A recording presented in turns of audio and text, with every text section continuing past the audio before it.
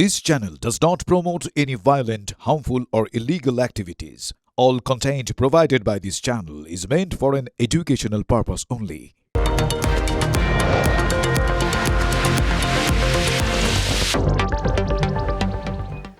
আশিস বন্দ্যোপাধ্যায়ের রহস্য মৃত্যু। পার্টি অফিসে মিলল তার ঝুলন্ত দেহ, আর পাশেই উদ্ধার হয়েছে সুইসাইড নোট। রাজনীতিতে আসাটাই ভুল হয়েছিল, এটা উল্লেখ করেছেন ওই নোটে। প্রাক্তন মন্ত্রীর মৃত্যুর নেপথ্যে কোন রহস্য আছে, পরিবারের পাশে থাকার আশ্বাস দিয়েছেন মুখ্যমন্ত্রী। কোনোদিন এক পয়সা কোনো কিছুর বিনিময় নিইনি, কোনোদিন কোনো দুর্নীতির সঙ্গে জড়িত হইনি, দলীয় অন্যায়কে মেনে নিতে না পারলেও প্রতিবাদ করিনি। রাজনীতিতে আসাটাই ভুল হয়েছিল। 25 বছর পরিষদীয় রাজনীতি করার পর উপলব্ধি রাজ্যের প্রাক্তন মন্ত্রীর। ডেপুটি স্পিকার আশিস বন্দ্যোপাধ্যায়ের দেহের পাশে মেলা সুইসাইড নোটে এমনই সব উল্লেখ, যা ঘিরে উঠছে একের পর এক প্রশ্ন। রবিবার সকালে রামপুরহাটের বাড়ি লাগোয়া পার্টি অফিস থেকে উদ্ধার হয় ঝুলন্ত দেহ।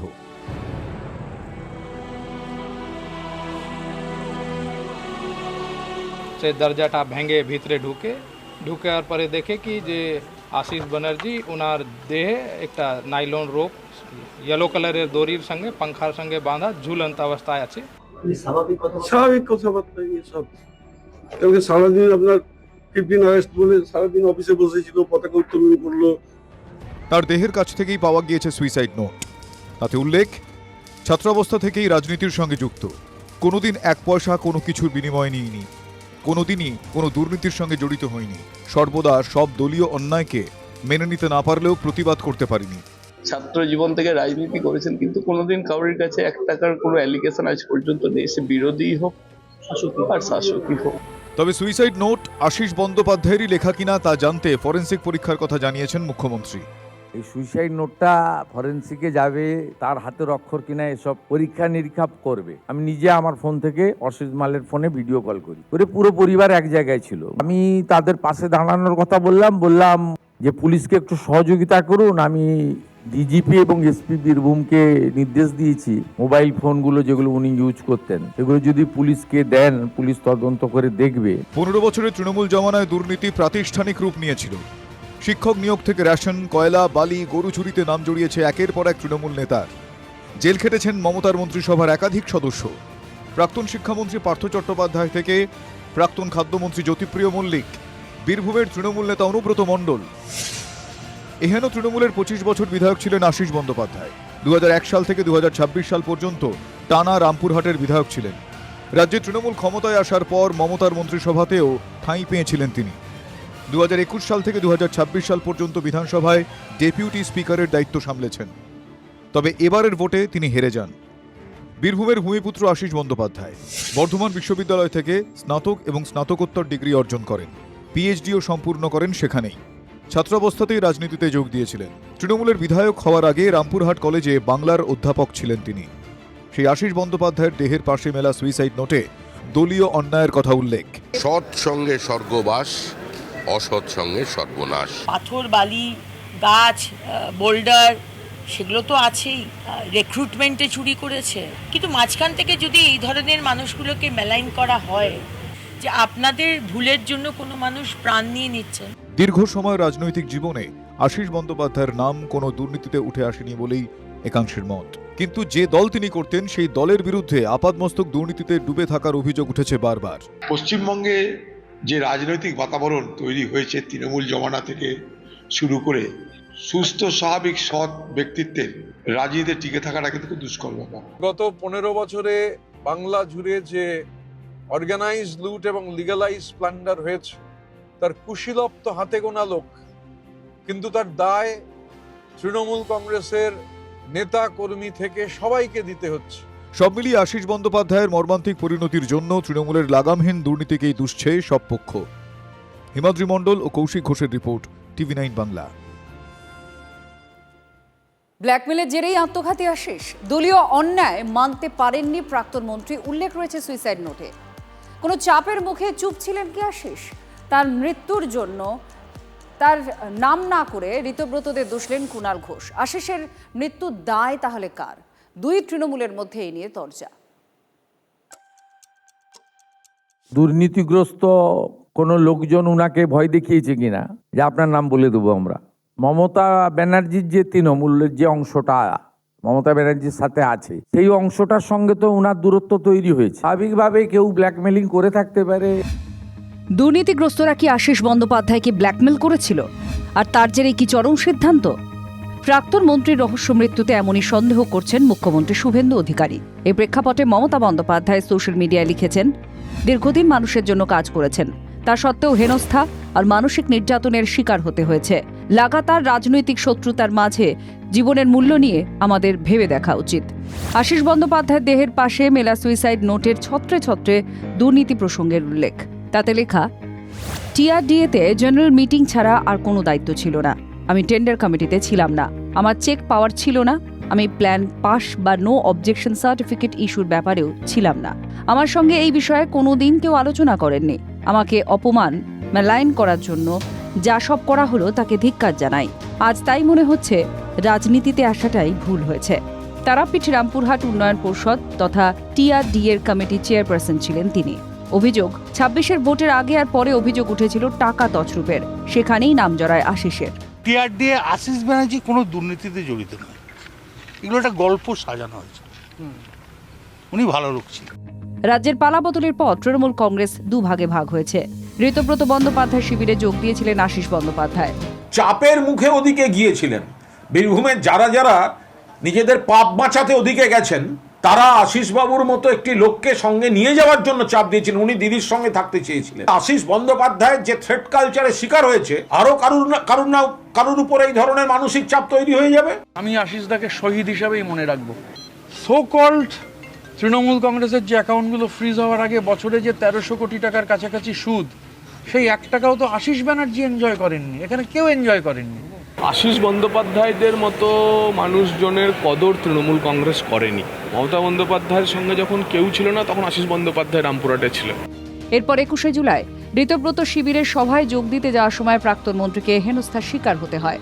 সেই শক্তি করে গেল, সেই সব কিছু লোক সেই নেমে সেই চোর চোর নানা রকম স্লোগান দিতে, ওইগুলো মনের মধ্যেও লেগে গেল।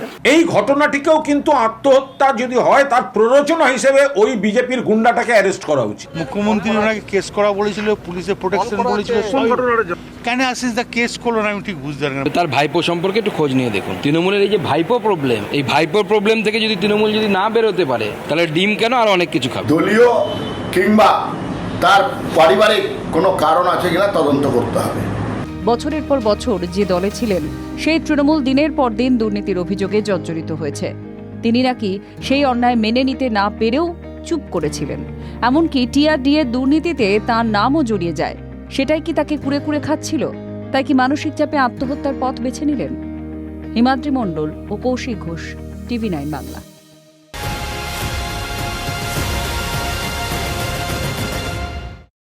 অনুব্রত মণ্ডলের প্রাক্তন দেহরক্ষী সাইগাল হোসেন, তার ৭ দিনের পুলিশ হেফাজত হয়েছে।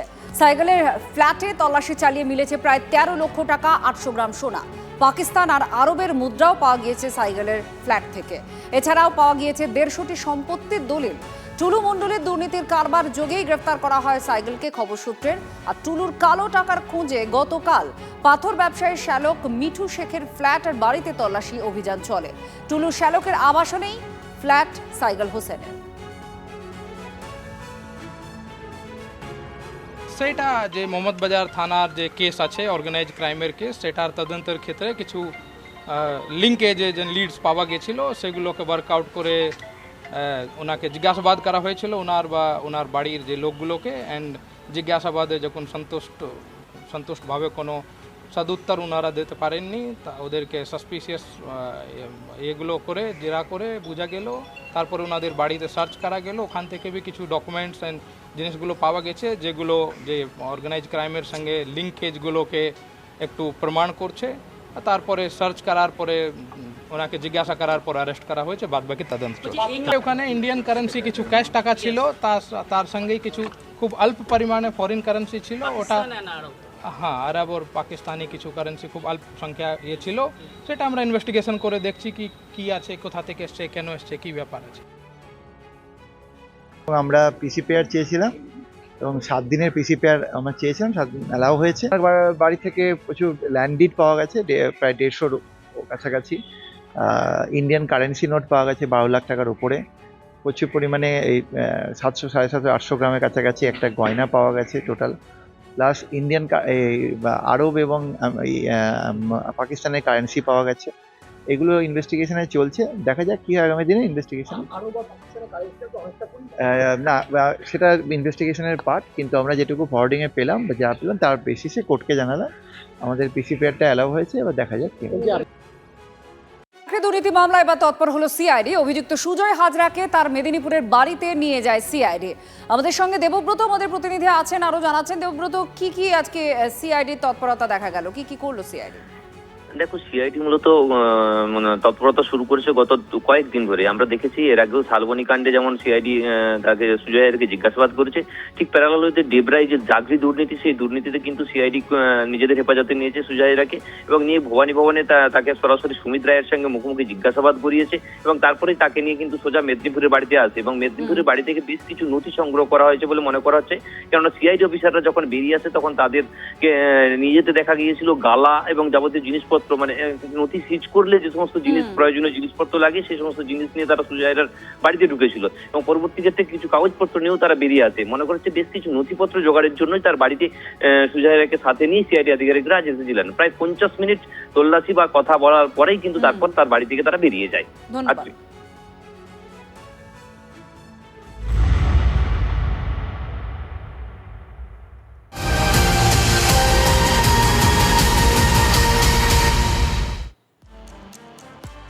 কোচবিহারে ধৃত পাকচরদের জেরা করে চাঞ্চল্যকর তথ্য পাওয়া যাচ্ছে। 3 হ্যান্ডলারকে ব্যবহার করে এক ঢিলে 2 পাখি মারছিল পাক গুপ্তচর সংস্থা আইএসআই। ভারতীয় সিম তুলে পাকিস্তানে পাঠিয়েছে 3 পাকচর। আর পাকিস্তান থেকে ভারতীয় সিম ব্যবহার করে 2টো টার্গেট করেছিল আইএসআই। একদিকে ভারতীয় সেনার কন্ট্রোল রুমে ফোন করে তথ্য হাতানোর চেষ্টা, অন্যদিকে হোয়াটসঅ্যাপে জওয়ানদের হানি ট্র্যাপে ফাঁসানোর চেষ্টা। ভারতীয় নম্বর ব্যবহার করা হচ্ছে সেই রাওয়ালপিন্ডি, করাচি, লাহোরের সেনা ছাউনি থেকে। রাজস্থান লাগোয়া পাক ভূখণ্ড থেকেও ব্যবহৃত হচ্ছে ভারতীয় সিম। কলকাতা এবং রাজ্য এসটিএফ এর যৌথ তদন্তে এই চাঞ্চল্যকর তথ্য উঠে এসেছে।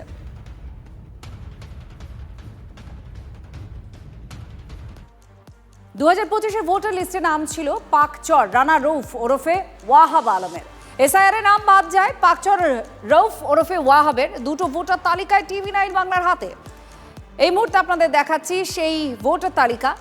ইজাজের বাবাকে নিজের বাবা বলে পরিচয় দিয়ে ভোটার কার্ড তৈরি করে ওয়াহাব, যার সাহায্যে ভোটার তালিকায় নাম, সেই ইজাজের নাম আবার ভোটার তালিকায় নেই। সন্দেহভাজন পাক জঙ্গি রানা রৌফ উত্তর 24 পরগনার বনগাঁ সীমান্ত হয়ে বাংলাদেশে পাড়ি দেওয়ার আগেই তাকে বেঙ্গল এসটিএফ এর গোয়েন্দারা হাবড়া থেকে গ্রেপ্তার করে। আর এই রানা রৌফকে হেফাজতে নিয়ে জিজ্ঞাসাবাদ করার পর ইতিমধ্যেই যে তথ্য সামনে উঠে এসছে যে পাকিস্তানের পাঞ্জাব প্রদেশের ফয়সলাবাদের বাসিন্দা, অর্থাৎ এক কথায় বলতে গেলে পাক নাগরিক এই রানা রৌফ, সে বিভিন্ন সময়ে নেপাল থেকে কলকাতায় এসছেন, এমনকি বাংলাদেশেও যাতায়াত করেছেন। আর এই কলকাতাতে আসার পর সে তিলজলা সেকেন্ড লেনের একটি ঠিকানাতে নিজের নামে ভোটার কার্ড তৈরি করেছিলেন, তার নাম উঠেছিল ভোটার লিস্টে। এমন তথ্য বেঙ্গল এসটিএফ এর মাধ্যমে আগেই সামনে এসেছিল। কিন্তু সেই ভোটার তালিকা এবার TV9 বাংলার হাতে। আমার ক্যামেরা পার্সন গৌরবকে বলবো একটু দেখানোর জন্য এই যে ভোটার লিস্ট আমাদের কাছে রয়েছে, যেটা 2026 বিধানসভা নির্বাচনের এসআইআর পর্ব শুরু হওয়ার আগে। সেখানে কিন্তু স্পষ্ট দেখা যাচ্ছে 66 নম্বর ওয়ার্ডের 31 নম্বর পার্টে 416 নাম রয়েছে এখানে ওয়াহাব আলম, যেটা এসটিএফ সূত্রে আগেই সামনে এসেছিল যে রানা রৌফ তার আসল নাম হলেও সে কলকাতাতে যখন ভোটার লিস্টে নাম তুলেছিল বা ভোটার কার্ড তৈরি করেছিল, নিজের নাম পরিবর্তন করে ওয়াহাব আলম করেছিলেন। এমনকি তার বাবার নামের জায়গায় আমরা যেটা দেখতে পাচ্ছি জাওয়ার আলম।